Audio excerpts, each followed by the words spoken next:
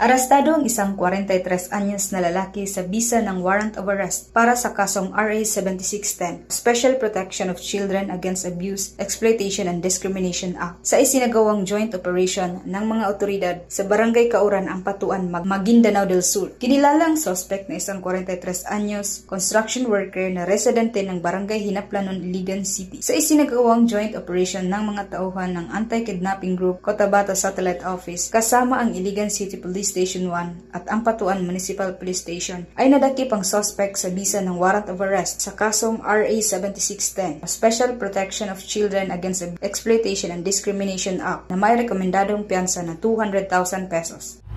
Our commitment, lalong-lalo na dito sa Police Regional Office 10, mabigyan natin ng safe at safe environment yung ating mga kabataan, and to safe sa lahat ng panahon and free from violence and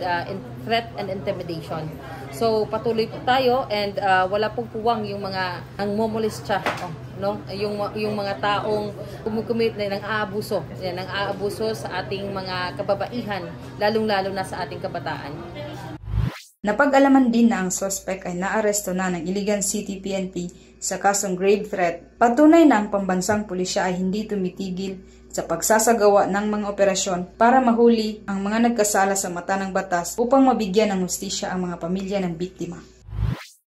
Mula dito sa Northern Mindanao, ako ang inyong Police News Network Correspondent, Patrolwoman Rina Celestine Sendrijas, alagad ng batas, tagataguyod ng Balitang Pulis.